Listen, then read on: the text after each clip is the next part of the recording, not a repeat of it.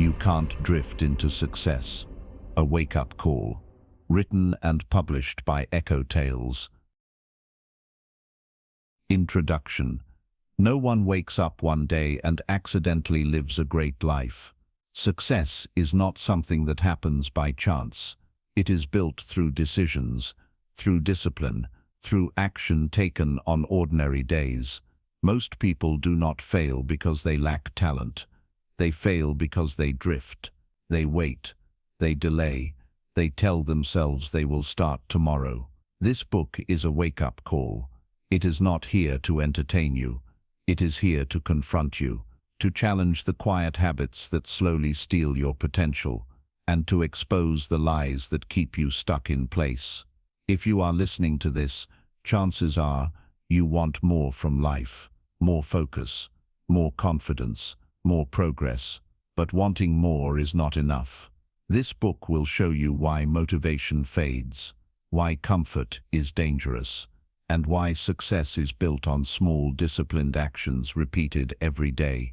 You will learn how drifting begins, how to stop it, and how to take control before time decides for you.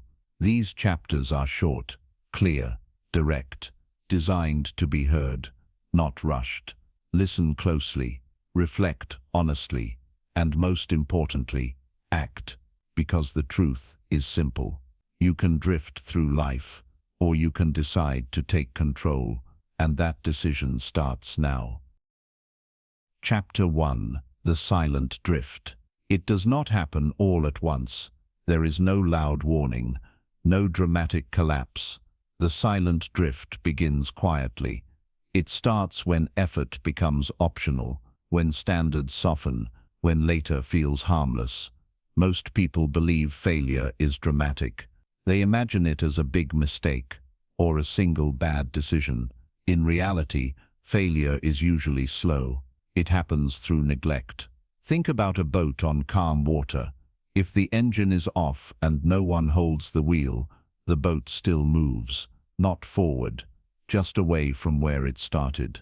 Life works the same way. When you stop choosing direction, direction still chooses you. When you stop being intentional, drift takes over.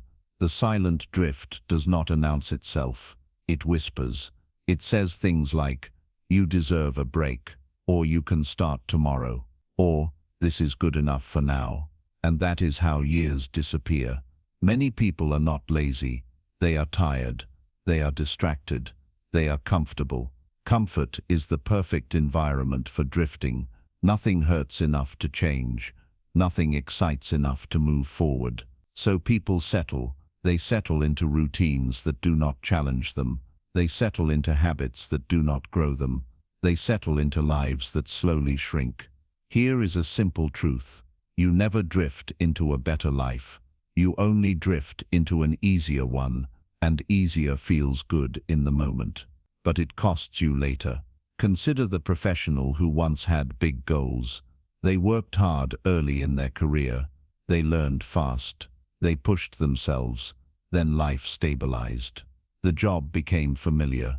The pressure faded. The hunger softened. They stopped reading, stopped learning, stopped improving. Nothing went wrong. That is the problem. 5 years later, they feel stuck. Not because they failed, but because they drifted. The same thing happens with health. One missed workout does nothing. One unhealthy meal changes nothing. But repeated often enough, those small choices become a direction. Energy fades, confidence drops, and motivation disappears. Not suddenly, quietly. The silent drift thrives on small excuses. Excuses that sound reasonable. Excuses that feel justified. I am too busy. I will fix it later. Others have it worse. Drift loves comparison. As long as someone else is doing worse, you feel safe. But progress is not about being better than others. It is about being better than yesterday. When that stops, drift begins. The most dangerous part of drifting is awareness, or the lack of it. People rarely notice the moment they lose momentum. They only notice the distance later. They wake up one day and feel disconnected from their own life.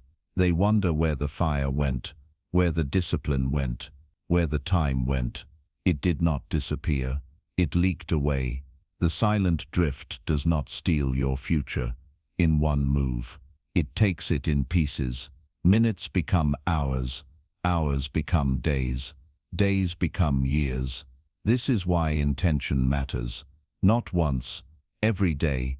Direction is not a one-time decision. It is a daily choice. You either choose growth or you accept drift.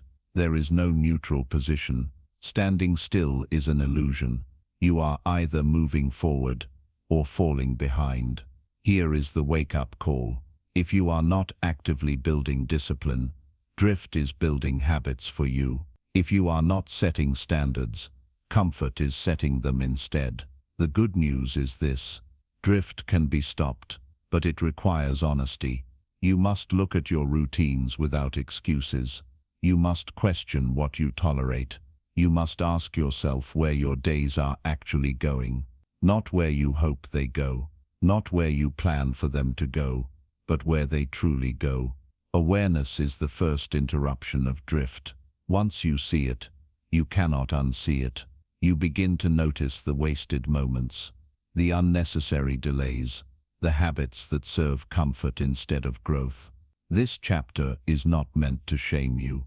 It is meant to wake you up. Drifting does not make you weak. Ignoring it does. The fact that you are listening to this means something inside you is still alert, still aware, still capable of choosing differently. The silent drift only wins when you stay asleep. From here forward, the question becomes simple. Will you continue to drift, or will you take control? That decision does not come later. It comes now, and this book exists to help you choose it. Chapter 2. Comfort is the enemy. Comfort feels harmless. It feels earned. It feels safe. And that is why it is dangerous. Comfort rarely announces itself as a problem. It arrives quietly. It settles in slowly. And before you realize it, it becomes your standard. Comfort is not rest. Rest restores you. Comfort replaces effort. There is a difference. Rest prepares you to return stronger. Comfort convinces you not to return at all. Most people do not stop growing because life becomes hard. They stop growing because life becomes easy enough. The job pays the bills. The routine feels familiar. The days are predictable. Nothing feels urgent. Nothing feels broken. So nothing changes. Comfort tells you that you have time. It tells you there is no rush. It tells you that tomorrow will always be available. But comfort lies. Growth has always demanded discomfort. Every meaningful improvement begins with tension, with effort, with resistance. Muscle grows through strain. Skill grows through repetition. Confidence grows through challenge. Comfort removes all three. Think about the moment you stopped pushing yourself, not because you decided to quit, but because pushing no longer felt necessary. You woke up, you followed the routine, you did what was required, and you stopped there. That is how comfort wins. It convinces you that minimum effort is enough, that showing up is the same as progressing, that staying busy is the same as moving forward. But activity is not advancement. Comfort creates the illusion of progress. You feel occupied. You feel productive. Yet nothing is changing. This is why comfort is the enemy of potential. It keeps you satisfied with less than you are capable of. Comfort dulls urgency. Urgency fuels action. When urgency fades, discipline weakens. When discipline weakens, drift accelerates. Comfort is rarely dramatic. It is subtle. It shows up as extra sleep, as skipped workouts, as unfinished goals. Each choice feels small. Each one feels justified. But comfort compounds. One skipped effort becomes a habit. One habit becomes a lifestyle. And one day you realize you have been protecting comfort more than your future. Look at successful people closely. not the image, the process. They choose discomfort on purpose. They do what is inconvenient. They do what is hard when it would be easier not to. Not because they enjoy suffering, but because they understand the cost of comfort. Comfort costs ambition. Comfort costs discipline. Comfort costs time, and time is never refunded. Here is a real-world truth. Most people know what to do. They just do not feel like doing it. They know they should wake up earlier. They know they should eat better. They know they should learn new skills. Knowledge is not the issue. Comfort is. Comfort says, you have done enough. Discipline says, do a little more. Comfort says, stay where you are. Growth says, step forward. The voice you obey determines the life you build. Comfort feels kind in the moment, but it is cruel in the long run. It steals progress quietly. It steals strength slowly. It steals belief over time. People often say they want change, but what they really want is change without discomfort. That version does not exist. Every upgrade requires sacrifice. Every breakthrough requires pressure. This is not punishment. It is the price of becoming more. Comfort wants you to protect how you feel now. Discipline wants you to protect who you will become. You cannot serve both. The moment you avoid discomfort, you choose comfort. The moment you choose comfort, repeatedly, you choose stagnation. This does not mean you live in constant struggle. It means you stop running from effort. You stop negotiating with resistance. You stop asking how to make it easier. Instead, you ask how to make yourself stronger. Comfort trains you to avoid pain. Discipline trains you to handle it. And only one of those prepares you for real life. If you want evidence, look around. Look at unrealized talent. Look at abandoned goals. They are not buried under failure. They are buried under comfort. The path forward is simple, not easy, but clear.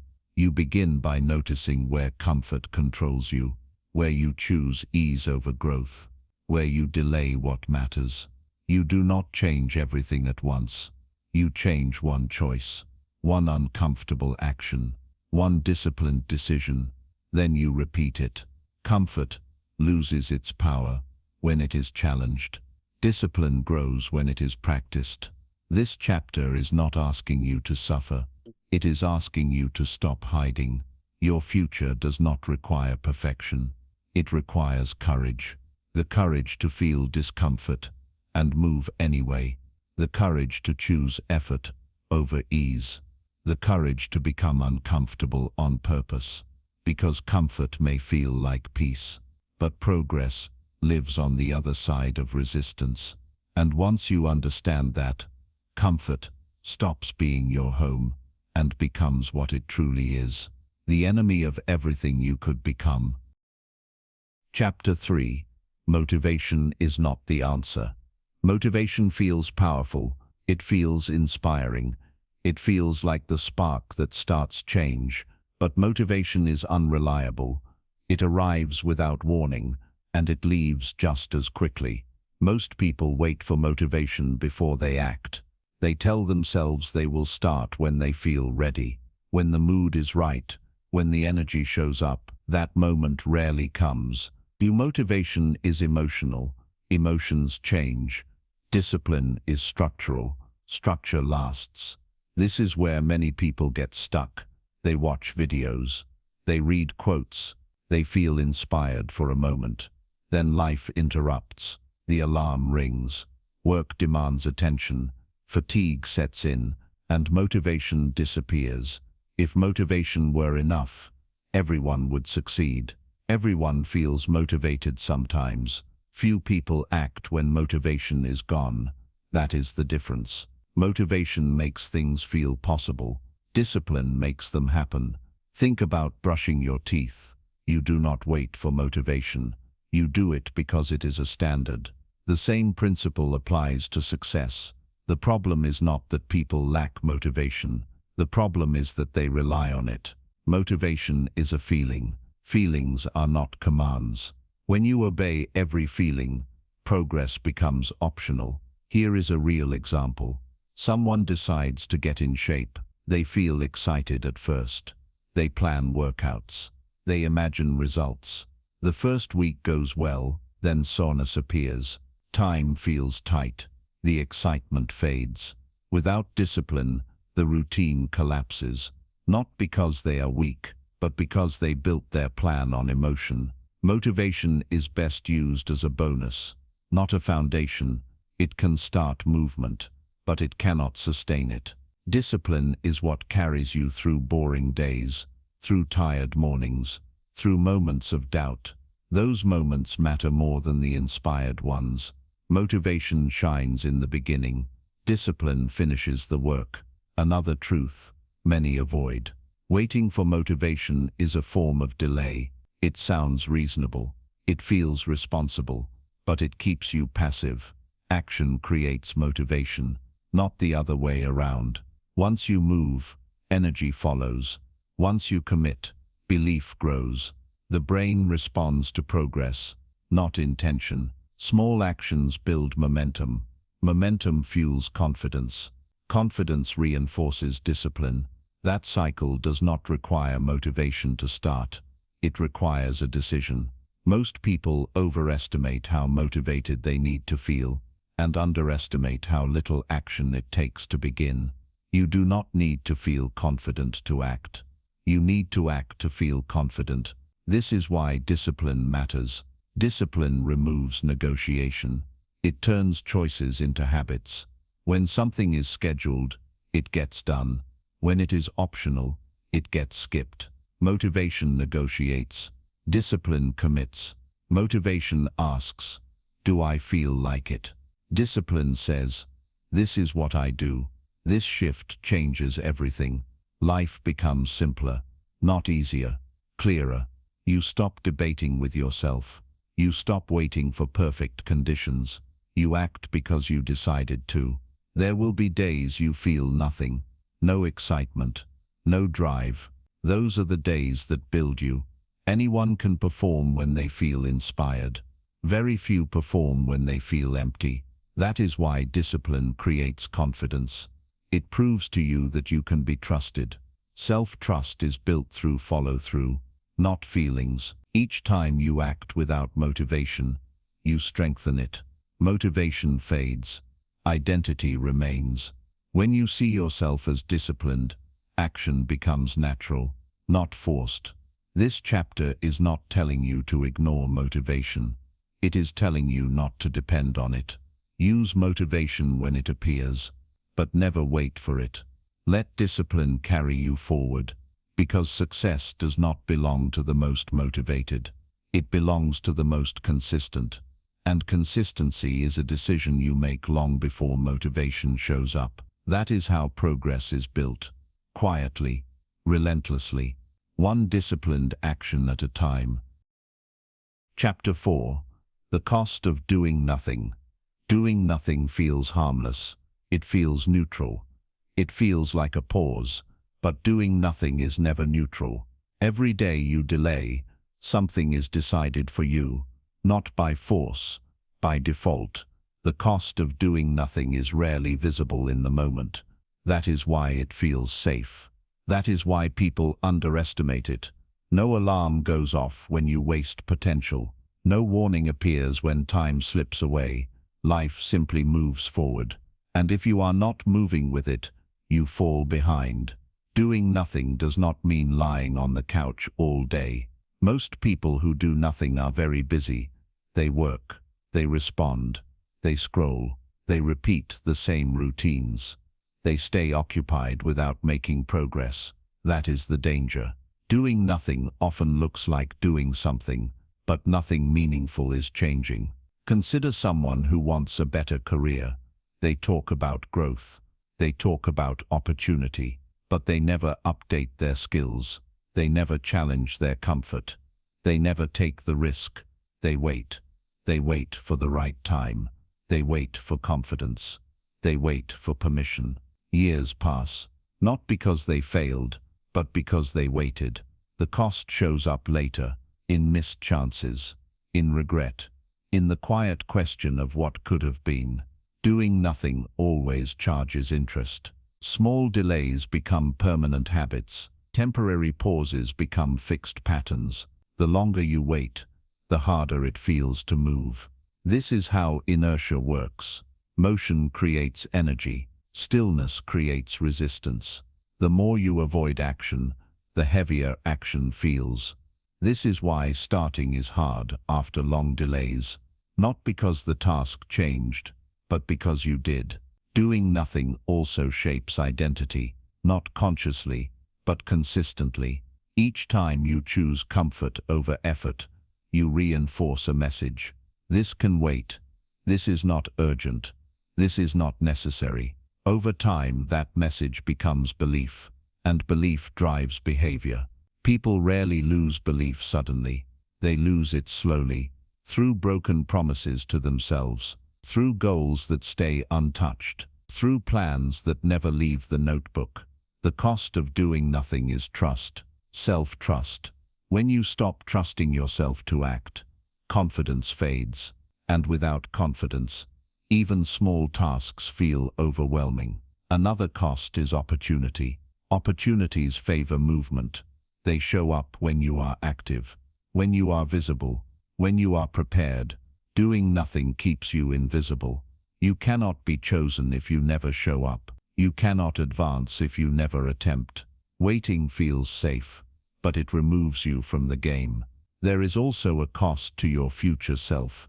The future version of you depends on what you do now, not what you plan, not what you intend, what you do. When you do nothing today, your future self pays the price, with fewer options, with less flexibility, with more pressure. Time does not pause because you are unsure.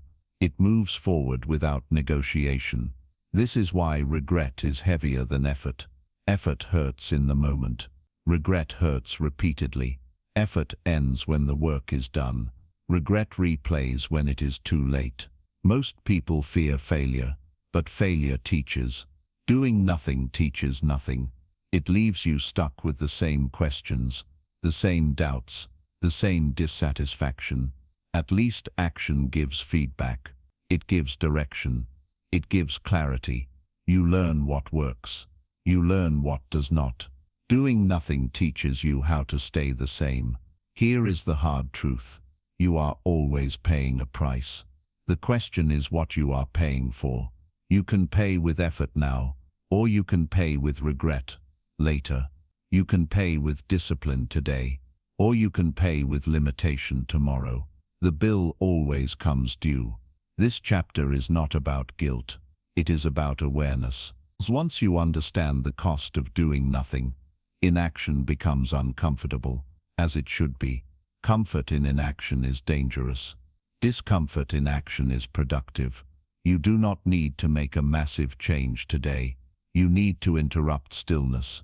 One step breaks inertia. One action creates movement. Movement creates clarity. Clarity creates momentum. The cost of doing nothing is far greater than the cost of trying. And once you see that clearly, doing nothing is no longer an option, because standing still is not resting. It is falling behind. And now you know the price. Chapter 5. Ordinary days decide everything. Most people wait for big moments. They wait for breakthroughs.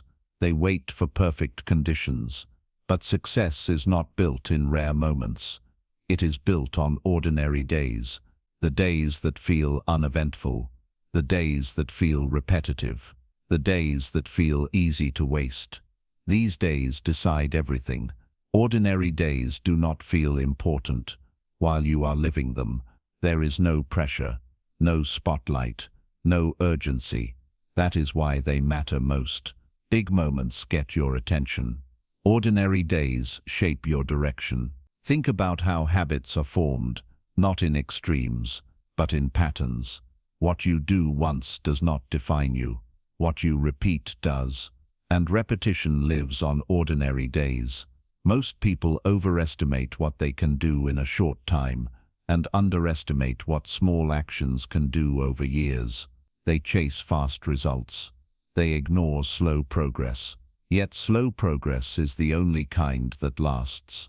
An ordinary day gives you choices, not dramatic ones, simple ones. Do you get up when the alarm rings, or do you delay? Do you keep your routine, or do you skip it? Do you do the small task you promised yourself, or do you postpone it again? These choices feel insignificant. They are not. Each one is a vote for the person you are becoming. Ordinary days are honest. They reveal your standards. When no one is watching, when nothing exciting is happening, when motivation is quiet, that is when discipline shows up, or does not. Success is not about intensity. It is about consistency. Intensity burns fast. Consistency builds slowly. Consider two people. One works hard only when inspired. The other works steadily, even when bored. At first they look similar. Over time the gap becomes impossible to ignore. The second person did not do anything extreme. They simply honored ordinary days. This is how greatness is built. Not loudly, but reliably. Ordinary days also reveal priorities. Not what you say matters, what you actually give time to. Time is honest. It exposes what you value. If growth matters, it appears in your schedule. If it does not, excuses appear instead. Many people believe they are waiting for their chance. In reality, they are training themselves to wait. Stoical waiting becomes a habit. Action becomes unfamiliar. Ordinary days train you, either for progress or for stagnation. There is no pause button. Even rest has direction. Rest can restore, or it can numb. The difference is intention.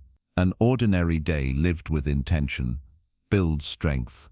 An ordinary day lived on autopilot builds drift. This is why routines matter. Routines remove friction. They protect progress from mood. When something is routine, it gets done. When it is optional, it gets skipped. Ordinary days reward structure. Structure is not restrictive. It is freeing. It frees you from constant decision-making. It frees you from emotional negotiation. It allows progress to happen quietly. Another truth most people avoid. You do not rise to your goals. You fall to your systems. Goals live in the future. Systems live in today. Ordinary days are where systems operate. If your system is weak, goals remain wishes. If your system is strong, progress becomes inevitable. This is why change often feels slow at first. Ordinary days do not give instant feedback. You may work for weeks without visible results. That is normal. Growth is often invisible before it is obvious. The mistake people make is quitting too early. They mistake silence for failure, but silence is part of the process. Seeds grow underground before they break the surface. Ordinary days are underground work. No applause, no recognition, just preparation. Those who quit during ordinary days never see extraordinary results. Those who persist are often surprised by how far they have gone. Here is the shift that changes everything. Stop asking if today feels important. Start treating it as if it is, because it is. Every ordinary day is shaping your future quietly, with or without your permission. You do not need heroic effort. You need honest consistency. Show up. Do the work. Keep the promise. Even when it feels small. Especially when it feels small. This chapter is not about pressure. It is about responsibility. You do not need to do everything today. You need to do something that moves you forward. One focused hour, one disciplined action, one kept commitment. Then repeat it tomorrow. That is how ordinary days become extraordinary outcomes. Not through luck, not through sudden change, but through daily decisions that compound over time. If you respect ordinary days, they will reward you. If you waste them, they will expose you. Because in the end, your life is not defined by highlights. It is defined by how you live the days. No one remembers, but you live every single one. Chapter 6. You become what you repeat. Your life is shaped less by what you want and more by what you repeat. This is not an opinion, it is a pattern. Every action you repeat trains your mind. Every habit you keep teaches your identity. You are not defined by your intentions. You are defined by your patterns. Most people think change begins with a big decision. In reality, it begins with a small behavior done again and again. Repetition is quiet. It does not feel dramatic, but it is powerful. What you repeat becomes familiar. What is familiar becomes comfortable. What is comfortable becomes automatic. And what becomes automatic eventually becomes you. This is how habits work. They do not ask for motivation. They do not wait for inspiration. They simply run. That is why habits can build you or quietly break you. Consider how habits form without effort. You wake up and check your phone. You snack when bored. You postpone what feels uncomfortable. No one forced these behaviors. They developed through repetition. Each time you repeated them, your brain learned a shortcut. Shortcuts save energy, but they also limit growth. The brain does not judge habits. It reinforces what is repeated. That means your results are not random. They are trained. If you repeat focus, you become focused. If you repeat avoidance, you become avoidant. If you repeat discipline, you become disciplined. This is why change feels difficult. You are not fighting one choice. You are fighting a pattern. Patterns feel normal, even when they hurt you. That is why people defend habits that harm them, not because they are good, but because they are familiar. Repetition builds identity quietly. You do not wake up one day and decide who you are. You practice it into existence. A person who exercises is not someone who works out once. It is someone who repeats movement. A confident person is not fearless. They are practiced in acting despite fear. A focused person is not immune to distraction. They are practiced in returning attention. Identity is not a label. It is evidence. Evidence comes from repetition. This is why waiting for confidence fails. Confidence is built after action, not before it. Each time you keep a promise to yourself, you reinforce trust. Each time you break it, you weaken belief. Over time, your self-image adjusts to match your behavior. This is how people talk themselves into limits. Not with words, with repetition. I always quit.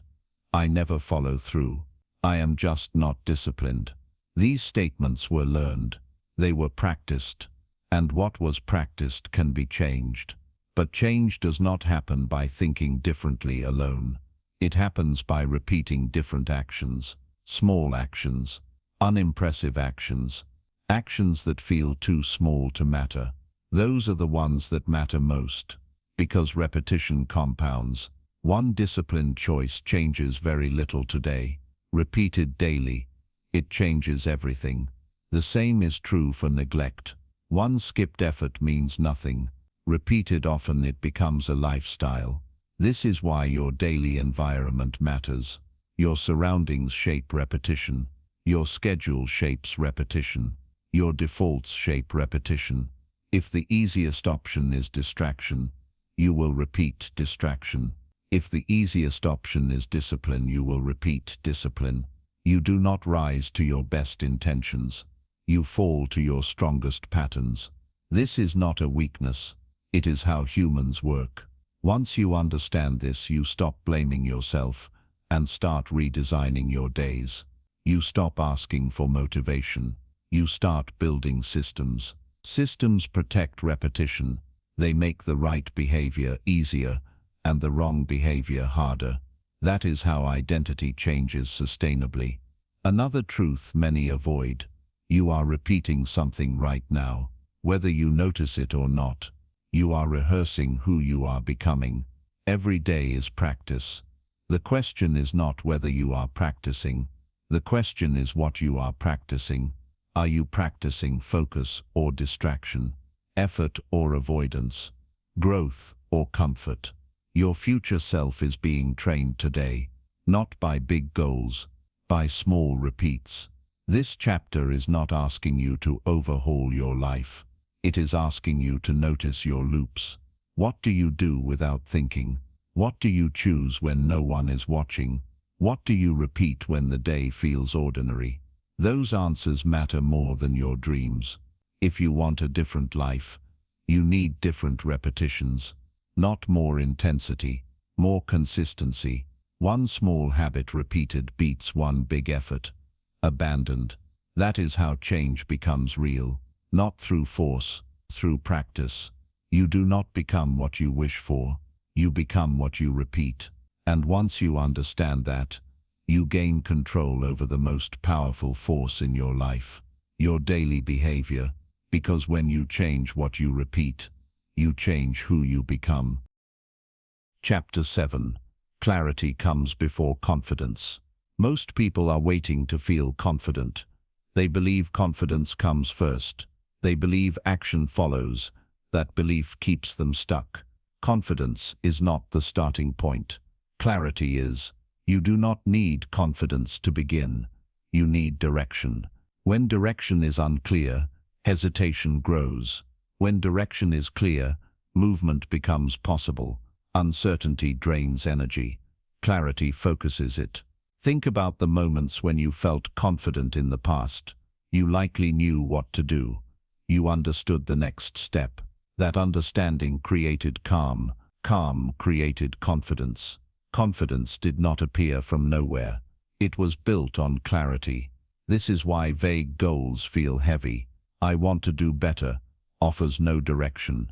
I want more creates pressure but no path. Without clarity, the mind stalls. Clarity removes mental noise. It turns confusion into simplicity. You stop asking, "What should I do?" and start asking, "When will I do it?" That shift matters. Many people stay stuck because they chase confidence. They try to feel ready. They wait to feel capable. But readiness is a feeling, and feelings change. Clarity is a decision. You decide what matters. You decide where you are going. You decide what the next step is. The step does not need to be perfect. It needs to be clear. Clarity is not about knowing the entire path. It is about knowing the next move. Most progress happens one clear step at a time. Consider someone who wants to change careers. They feel overwhelmed. They feel unsure. Not because they cannot succeed, but because everything feels unclear. Once they define a direction, something changes. I will learn this skill. I will apply to these roles. I will commit to this timeline. The anxiety eases. Focus increases. Clarity creates momentum. Confidence begins to grow after movement starts. This is the pattern. Clarity leads to action. Action builds evidence. Evidence creates confidence. Confidence is proof, not hope. This is why confidence fades when action stops. Without evidence, belief weakens.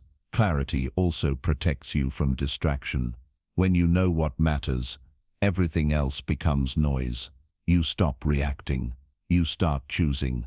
This is powerful. Many people are busy. Very few are clear. Busyness without clarity creates exhaustion. Clarity without busyness creates progress. The goal is not to do more. It is to do what matters. Clarity also reveals trade-offs. When you know your direction, you accept that some things must wait. Not everything fits.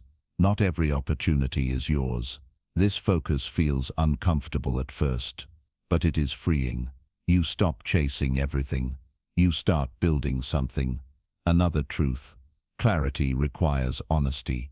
You must be honest about what you want, about what you avoid, about what you are willing to commit to. Clarity is not found. It is chosen. You choose a direction and refine it as you move. Waiting for perfect clarity is another form of delay. Clarity improves through action. You learn by doing. You adjust by moving. Stillness does not produce clarity.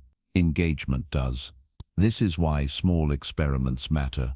One clear action gives feedback. Feedback sharpens direction. Over time, clarity becomes stronger. Confidence follows naturally. This chapter is not asking you to feel bold. It is asking you to be clear. Clear about your priorities. Clear about your next step. Clear about what you will do today. Confidence will catch up. You do not need to feel fearless. You need to move with purpose. Purpose quiets doubt. Direction calms the mind. Once you stop chasing confidence and start choosing clarity, because clarity is control, and control builds confidence one step at a time. Chapter 8. Responsibility changes everything. Responsibility is not exciting. It does not feel inspiring, but it is powerful. The moment you take responsibility, your life changes direction. Most people misunderstand responsibility. They think it means blame. It does not. Responsibility means ownership. It means accepting that your choices shape your outcomes. This shift is uncomfortable, and it is necessary. Blame feels easier. It offers relief without effort. You can blame circumstances. You can blame timing. You can blame other people. Blame protects the ego, but it steals control. When you blame, you give your power away. Responsibility does the opposite. It puts you back in the driver's seat. You may not control everything that happens, but you control how you respond. You control what you do next. That is enough to change everything. People often wait for life to be fair before they act. They wait for conditions to improve. They wait for support. Responsibility says, act anyway. It does not deny difficulty. It refuses helplessness. This is where growth begins. Consider two people facing the same setback. One says, "This ruined my chances." The other says, "This is my problem to solve." Same situation, different response. The second person moves forward. The first stays stuck. Responsibility turns obstacles into tasks. Tasks can be worked on. Blame turns obstacles into walls. Walls stop movement. This is why responsibility changes everything. It shifts your focus from excuses to solutions. It changes the question from "Why did this happen to me?" to "What will I do about it?" That question is powerful. It forces action. Responsibility also builds self-respect. Each time you own your actions, you strengthen your identity. You stop seeing yourself as a victim. You start seeing yourself as capable. Capability grows through responsibility. This is why confidence follows ownership, not the other way around. Another truth many avoid. Responsibility is heavy at first, but it becomes lighter over time. Blame feels light in the moment, but it becomes heavy later. Blame accumulates frustration. Responsibility accumulates progress. You choose which weight you carry. Responsibility also clarifies priorities. When everything is someone else's fault, nothing feels urgent. When it is yours, focus sharpens. You stop waiting. You stop negotiating. You act. This does not mean being harsh with yourself. It means being honest. Responsibility includes compassion, but it does not include excuses. You can acknowledge pain without surrendering power. You can accept difficulty without accepting defeat. This balance matters. Taking responsibility does not mean you caused everything. It means you refuse to be controlled by it. This mindset changes how you approach challenges. Problems become temporary. Effort becomes meaningful. You stop asking for permission to grow. You give it to yourself. Responsibility also changes relationships. You stop expecting others to rescue you. You stop resenting them when they do not. You show up differently, calmer, clearer. People respond to that. Leadership begins with self-responsibility. Before you can lead others, you must lead yourself. And self-leadership starts with ownership. This chapter is not asking you to carry the world alone. It is asking you to stop waiting for someone else to carry it for you. Help is useful. Support matters. but responsibility comes first. No one can live your life for you. No one can do the work in your place. Once you accept that, everything becomes simpler, not easier, simpler. You stop asking who is to blame. You start deciding what is next. That decision is freedom, because the moment you take responsibility, you reclaim control. And when you control your actions, you control your direction. That is how responsibility changes everything. Chapter 9. Discipline over mood. Your mood is not a reliable guide. It changes with sleep, with stress, with small inconveniences. If your progress depends on how you feel, it will be inconsistent. This is where discipline matters. Discipline is choosing action regardless of mood, not because you feel strong, but because you decided. Most people wait to feel like doing the work. They want the mood to be right. But moods are temporary. Discipline is deliberate. Mood asks, "How do I feel today?" Discipline asks, "What needs to be done?" One question leads to comfort. The other leads to growth. Think about how often you skip important actions because you do not feel ready. You are tired. You are distracted. You are unmotivated. Those feelings are normal.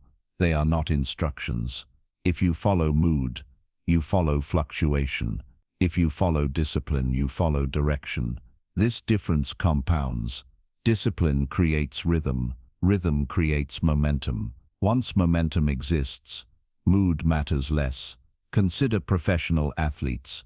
They train on good days and bad days, not because they always feel like it, because training is the standard. Standards remove debate. When something is non-negotiable, it gets done. Discipline turns choices into commitments. Mood turns commitments into options. This is why people struggle to be consistent. They negotiate with themselves every day. Maybe later. Not today. Tomorrow will be better. That negotiation drains energy. Discipline simplifies life. You do not ask if you will do the work. You ask when.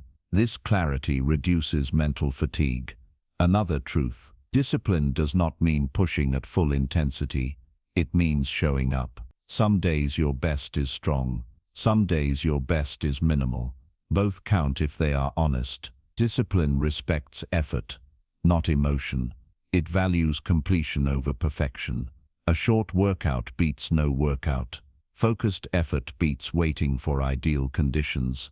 Progress responds to consistency. Mood-driven action creates gaps. Discipline-driven action creates chains. Chains are powerful.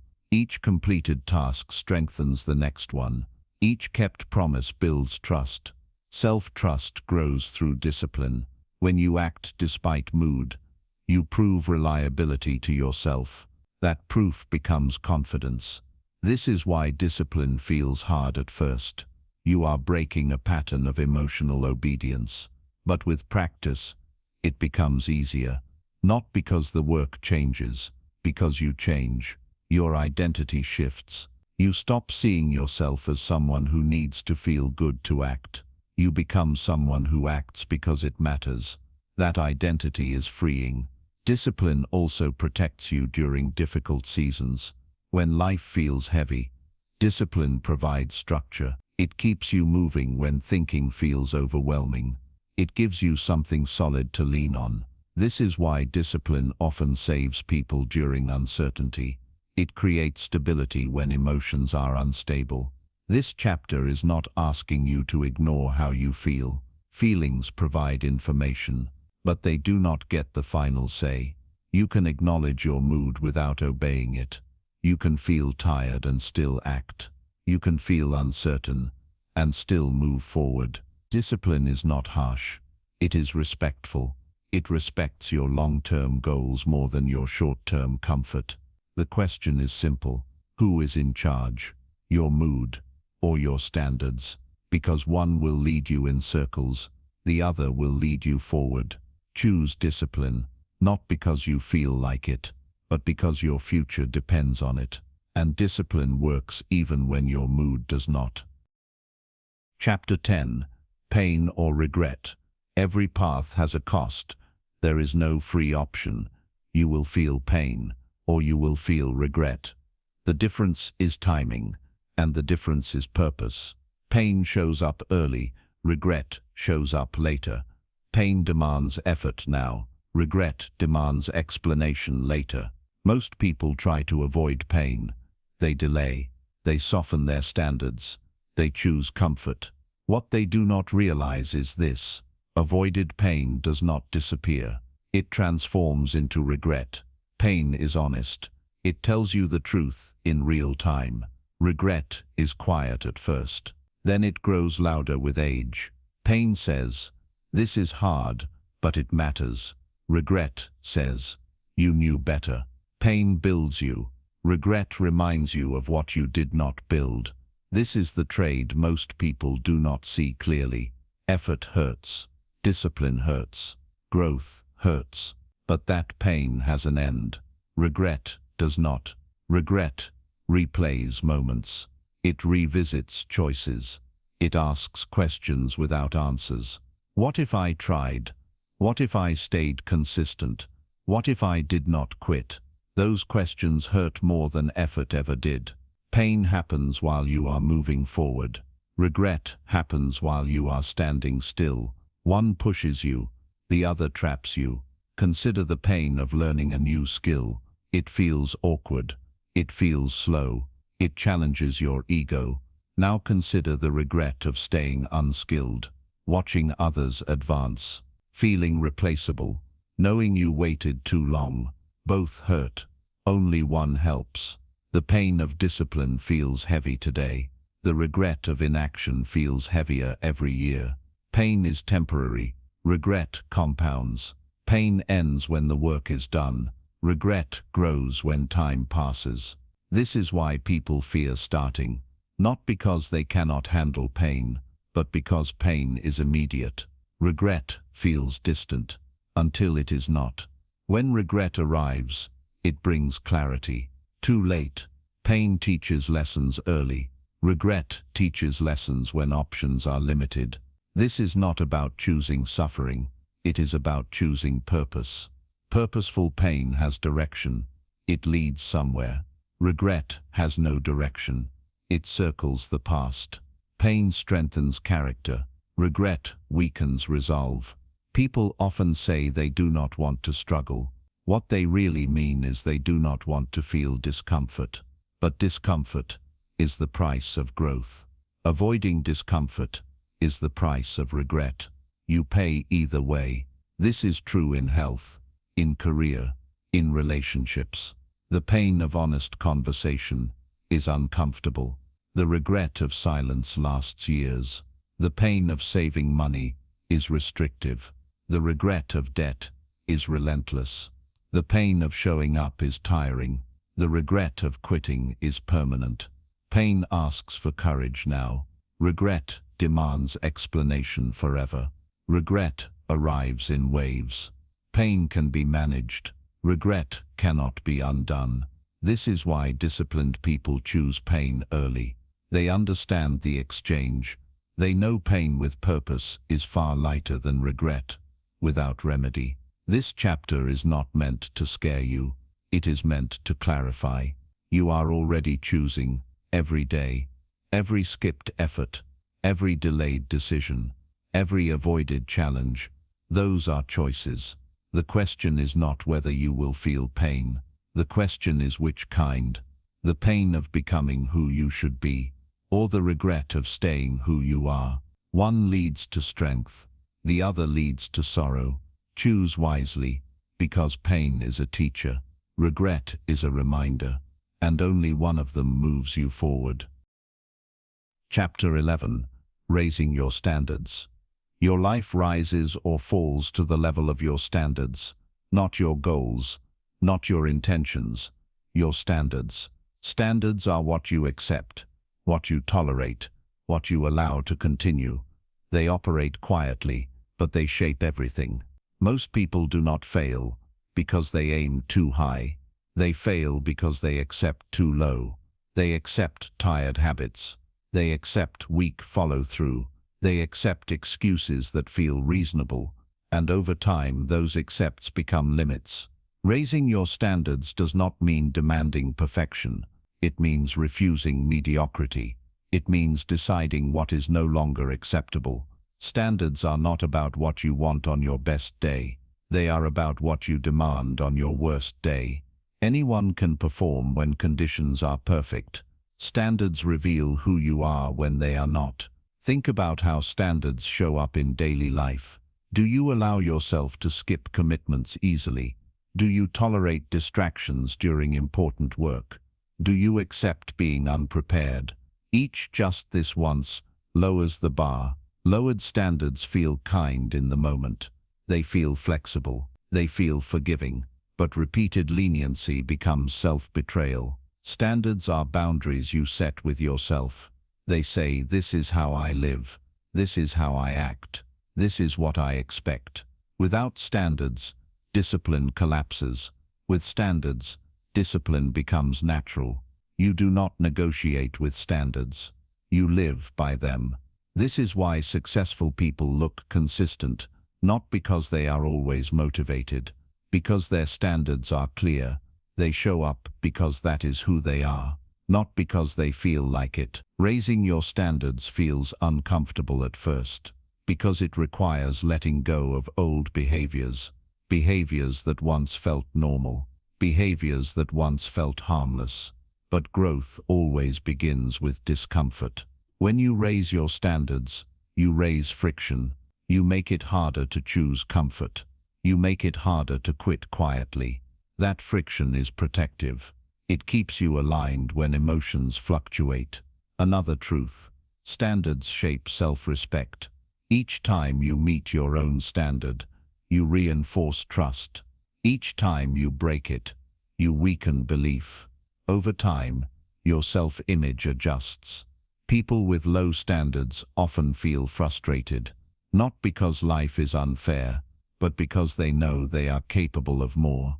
That gap hurts. Raising standards closes the gap. It brings your actions closer to your potential. Standards also simplify decisions. When standards are low, every choice feels negotiable. When standards are high, choices are clear. You do not ask if you will do the work. You ask how. You do not ask if you will show up. You ask when. This clarity reduces mental fatigue. It saves energy for what matters. Another important point: raising standards does not require changing everything at once. It requires choosing one area, one behavior you refuse to tolerate anymore, one habit you decide to upgrade. Standards compound. One raised standard influences another. Momentum builds. You begin to expect more from yourself, and because of that, you get more. This also affects how others treat you. People respond to standards, not words. When you respect your time, others follow. When you honor your commitments, trust grows. Leadership starts internally. You cannot expect excellence from life while accepting excuses from yourself. This chapter is not about pressure. It is about alignment. Alignment between who you say you are and how you live. Raising standards is an act of self-respect. It says, I take my life seriously, not harshly, honestly. You stop asking what is easy. You start asking what is right. You stop settling for good enough. You start building toward done right. This does not mean you never fail. It means failure is not casual. You learn from it. You adjust. You recommit. Standards are not rigid rules. They are guiding principles. They pull you forward when motivation fades. Here is the shift that matters most. Stop asking what you can get away with. Start asking what you deserve from yourself. Because the version of you that you respect lives on the other side of higher standards. And once you raise them, you will never want to lower them again.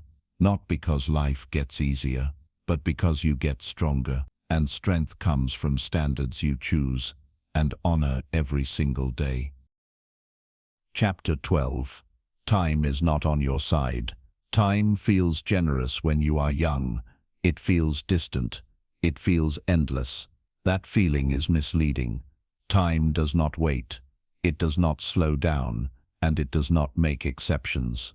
Every day moves forward whether you act or not. This is uncomfortable to accept, but it is necessary.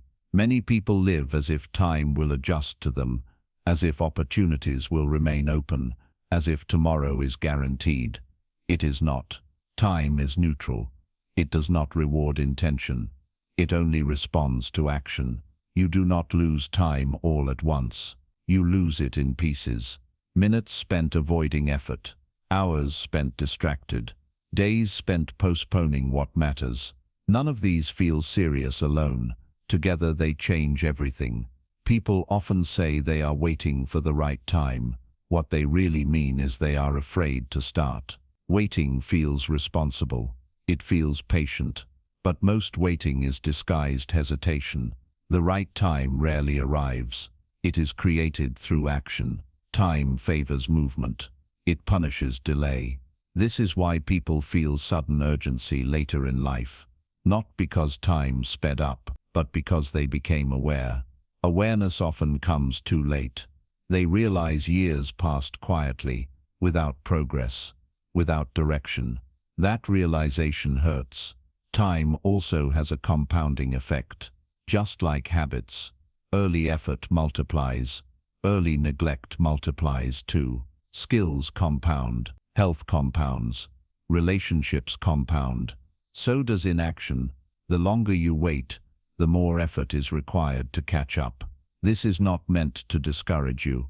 It is meant to wake you up. Time does not care about potential. It responds to behavior. Another hard truth. You cannot store time. You cannot save it for later. Unused time does not roll over. It disappears. People say they want more time. What they really want is more focus, because everyone gets the same hours. The difference is how they are used. Busy does not mean productive. Occupied does not mean advancing. Time is often lost to trivial things, small distractions, constant interruptions. None of them feel costly in the moment. All of them are. Time also exposes priorities. You always find time for what matters most. Everything else gets leftovers. This is not about blame. It is about honesty. If growth mattered, it would show up in your schedule. If health mattered, it would appear in your routine.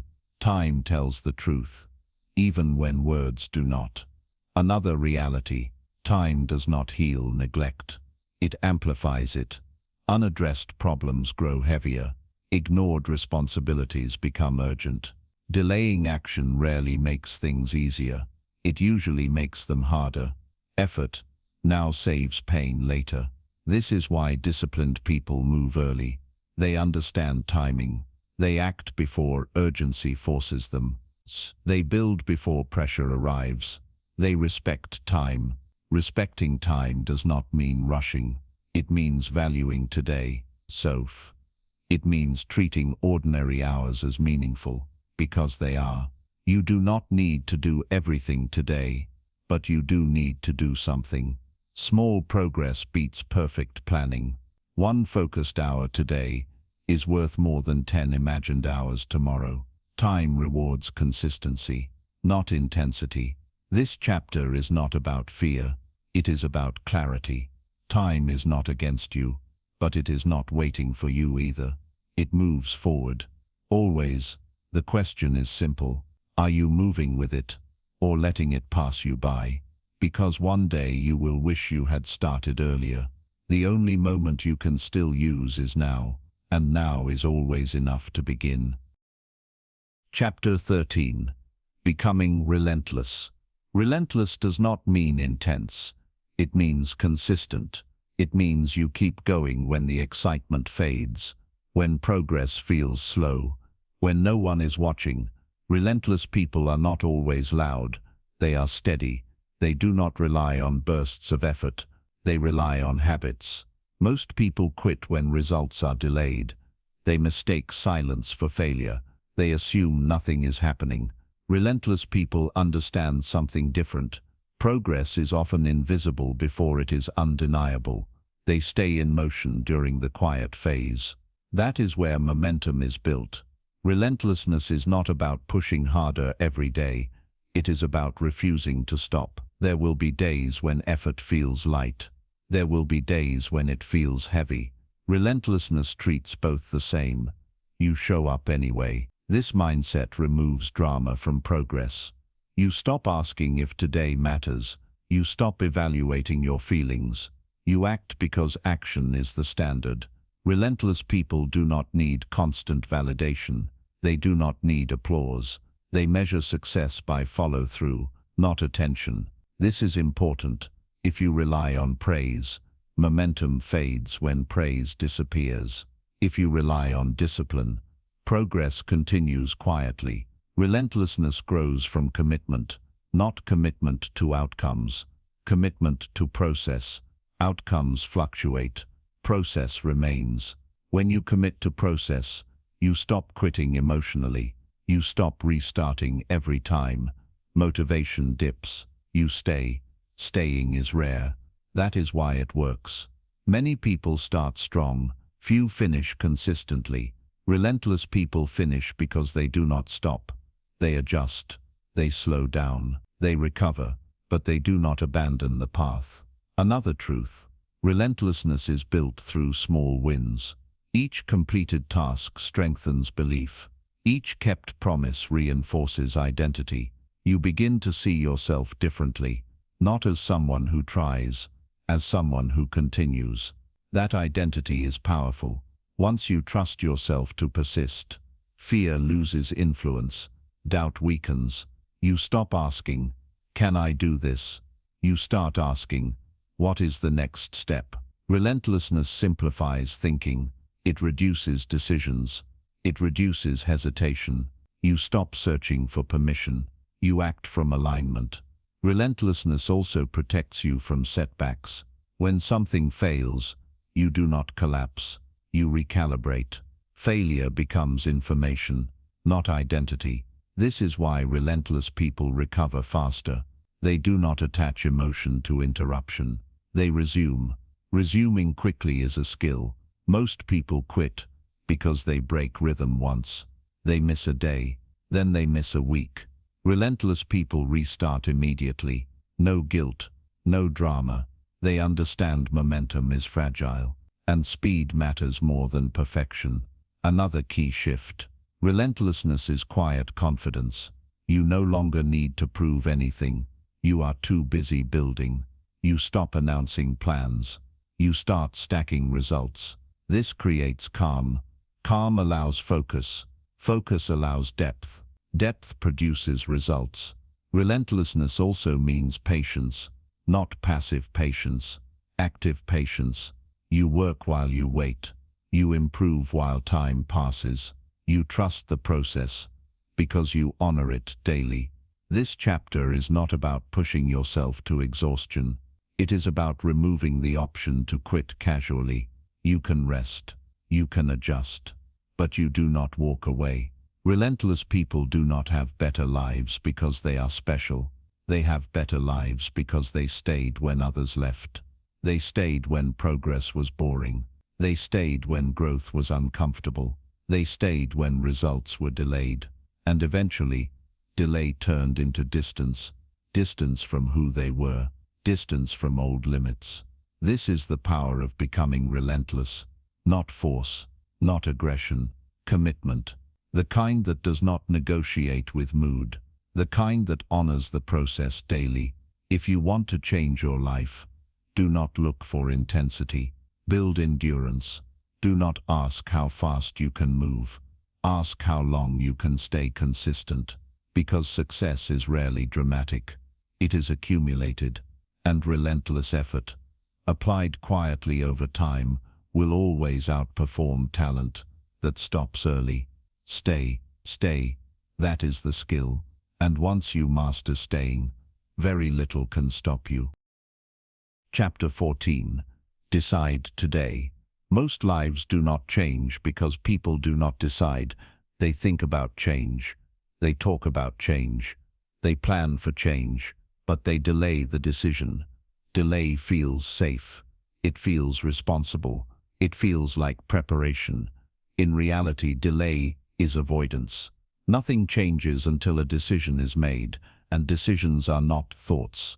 They are commitments. Deciding today does not mean everything becomes clear. It means you stop waiting. Waiting has cost you enough already. Every day without a decision is a decision to stay the same. That truth is uncomfortable, but it is honest. People often say they need more time. What they really need is resolve. Resolve is different. Resolve draws a line. It says, this is where it changes. Decisions create boundaries. Boundaries create action. Without a clear decision, effort leaks. Energy scatters. Focus fades. Decision gives direction to effort. Think about a moment in your life that changed everything. It likely started with a decision, not a feeling, not a perfect plan. A decision. After that decision, behavior followed. Consistency followed. Results followed. Decisions are powerful because they remove ambiguity. You stop asking, should I? You start asking, how do I? That shift unlocks momentum. Many people believe they need confidence before deciding. It is the opposite. Decision creates confidence. Once you decide, your mind aligns. Resources appear. Focus sharpens. Indecision drains energy. Decision concentrates it. Another important truth. Deciding today does not mean deciding forever. It means deciding now. You can refine later. You can adjust later, but you must commit now. Waiting for certainty is another form of drift. Certainty grows through action, not contemplation. This is why decisive people move faster. They do not know more. They commit earlier. Commitment activates discipline. Discipline builds progress. Decide today to show up. Decide today to stop negotiating with comfort. Decide today to honor your standards. These are not dramatic choices. They are practical ones. Decide what you will do tomorrow morning. Decide what behavior you will no longer tolerate. Decide where your focus will go. Clarity follows decision. This chapter is not asking you to feel ready. Readiness is overrated. It is asking you to be willing. Willing to act without perfect conditions. Willing to move without full confidence. Willing to stop waiting for permission. The future does not respond to intention. It responds to action. And action begins with decision. 2. One honest decision today is more powerful than 1,000 plans tomorrow. This is where drifting ends. Not with motivation. Not with inspiration. With a decision. Decide today to take ownership. Decide today to choose discipline. Decide today to respect your time. You do not need to change everything at once. You need to change direction. Direction changes with one choice. Make it now, because tomorrow is not guaranteed, but today is still yours. And what you decide today will echo longer than you realize. Conclusion. No more drifting. You have reached the end of this book, but this is not an ending. It is a moment of choice. Everything you have heard points to one truth. You cannot drift into success. Drifting is easy. It requires no effort, no discipline, no courage. That is why so many people do it. But you now see the cost. You have seen how comfort weakens progress, how motivation fades, how ordinary days shape outcomes, how time keeps moving forward. You have seen that responsibility creates power, that discipline outlasts mood, that pain with purpose is better than regret without remedy. Most importantly, you have seen that change begins with decision, not tomorrow, not someday. Now, this book was never meant to impress you. It was meant to interrupt you, to interrupt old patterns, old excuses, old delays. Awareness without action changes nothing. Understanding without execution fades quickly. What matters next is what you do. You do not need a perfect plan. You do not need sudden confidence. You do not need permission. You need follow-through. One choice today, one disciplined action, one standard raised. Then repeat it. That is how drifting ends, not all at once, but permanently. You will face resistance. You will feel discomfort. That is part of growth. Do not mistake discomfort for danger. It is a signal that you are moving. Remember this. You do not need to be extraordinary to succeed. You need to be consistent. You do not need to feel ready. You need to act responsibly. You do not need more time. You need better decisions. Your future is not built by chance. It is built by choice. And choice is always available in the present moment. This is your wake-up call, not to rush, not to panic, but to live intentionally. No more drifting, no more waiting, no more excuses that sound reasonable but steal your life. Decide who you are becoming, then act like it, because the life you want is not waiting for you. It is waiting for you to stop drifting and start choosing.